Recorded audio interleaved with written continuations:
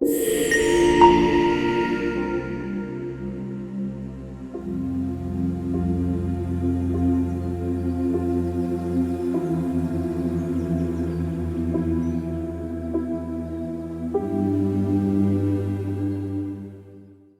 my name is Rahat, and my film is The Cloud Messenger.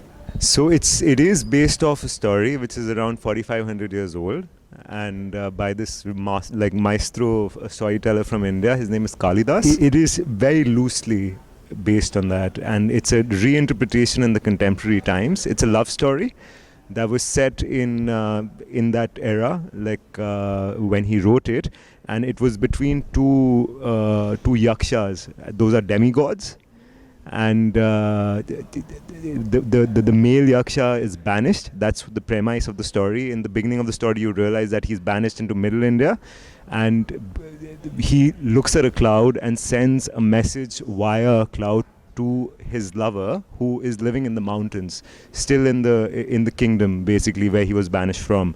And the whole poem is from the perspective of the cloud, basically. A very brilliant poem. 4,500 years ago, the person had the audacity to tell a whole epic poem through the perspective of a cloud. This film is just loosely interpreted by that. Just the premise of the separation of the two lovers is from that. Otherwise, it's set in the present time. And everything in the film is actually, it's a mythology that I've tried to create. When you see it, you will feel that it's actually a mythology that exists, because I've used these forms that are, I've used the oldest form of theatre called Kuriyattam, which is almost 5,000 years old. And I've used Kathakali, which is again a very important dance drama from south of India.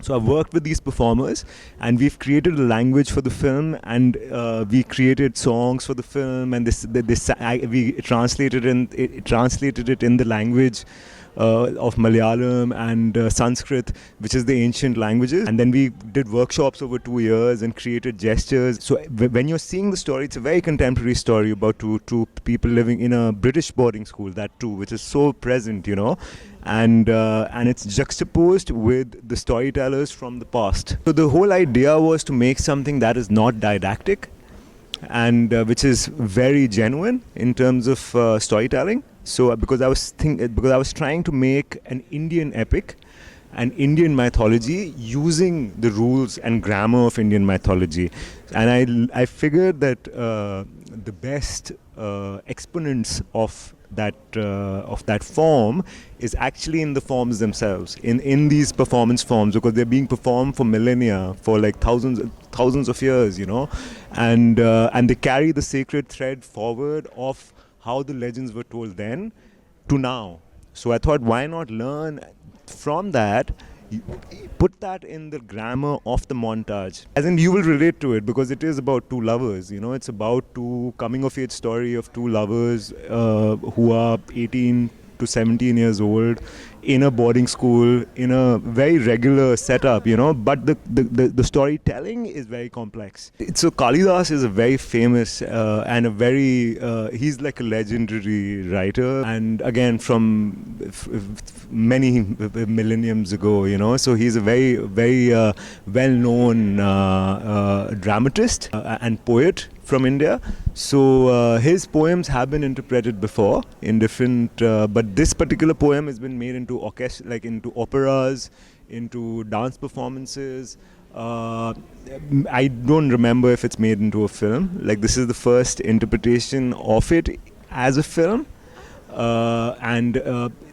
this particular poem, I'm not sure if we see, because it basically the stuff that you see murals of in India is mainly religious stories, like Ramayana and Mahabharata.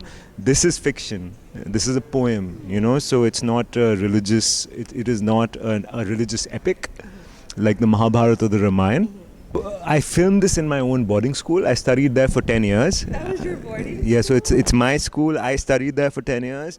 So there was that aspect as well, where I wanted to put something which is very real, like hyper real in terms of the space and my experiences in the autobiographical sense, and connect that with a legend in a certain sense. Is this merging of the past and the present of the experience that's being grounded in my own experiences in this particular real school, which makes it very real. The kids, not the kids, Ritwik and Ahalya, they're not, as in they're 21, and now Ritwik is 23. He's a cinematographer, and it's because I finished it in 2020, end of 2021.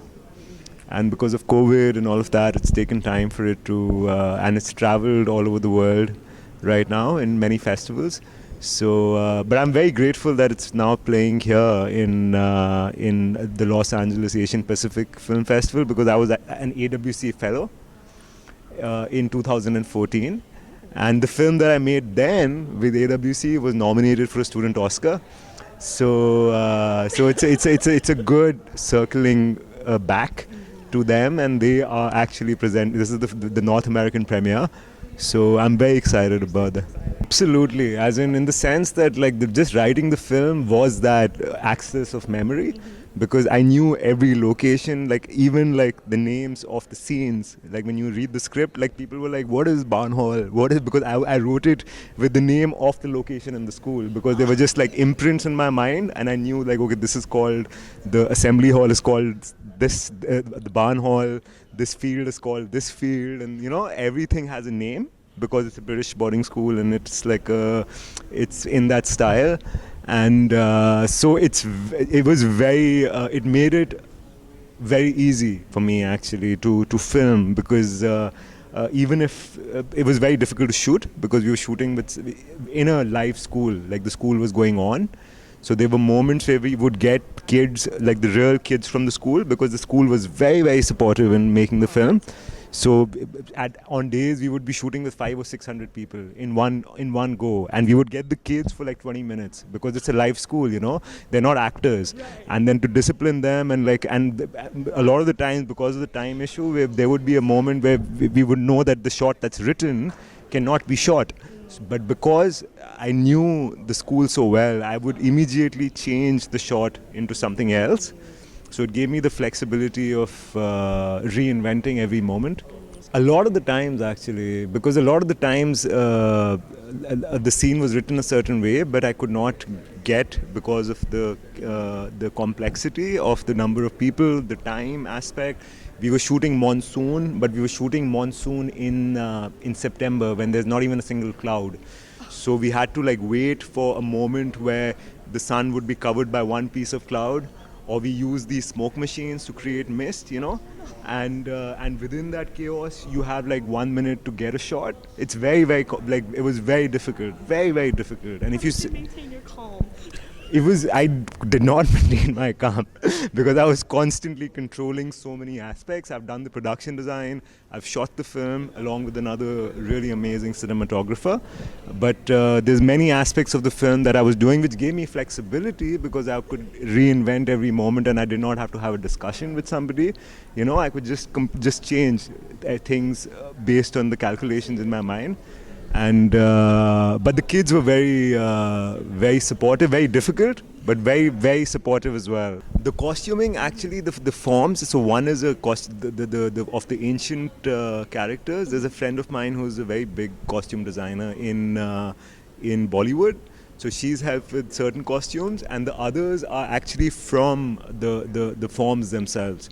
So one of the Thayyam performer who lives in the village himself and like performs, who's also one of the performers in the film, he made all the costumes for the ancient performers.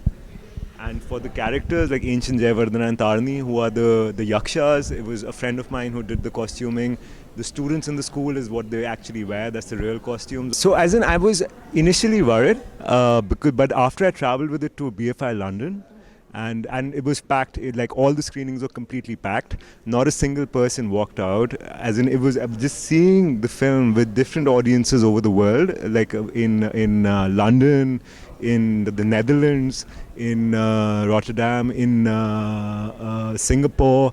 It gave me a lot of confidence about how, because the universality of it being a love story, you know, is something people really connect with, which is Absolutely, it is not regular in terms of what someone is used to in America, in terms of the ancient forms at least. So that is something we'll only see. As in, I'm curious to see how they will respond. So Sanskrit. So we had to. I wrote everything in English, and then I got it translated from translators, from writers who are writers from South India. So there's not just Sanskrit. There's Malayalam. Malayalam is another language from South India and Kerala. Sanskrit, the ones we've used is, there's two forms of Sanskrit. One is the ones which you read the slokas in. When you read the ancient texts from the Vedas and the ancient religious texts, there's a certain form of Sanskrit which is very specific. So this is that form. So we had to get in touch with a specific translator for that. And I did not learn Sanskrit, but I learned the form. As in, I actually did a workshop with Kapila, who's the director of traditional performances in the film, is one of the main performers, the woman on the cover of the film as well. So her father is a guru in Kuriyatam. So I actually did a workshop for a month with them to understand the gestures, and over 2 years I would go constantly and do workshops with all the performers. So there was a lot of to make it an organic interpretation in the film. The grammar of it is very carefully woven and not just like a dance performance or something. I changed entirely actually, because I started writing it in 2010. So it's been 12 years. Now it's 13 years.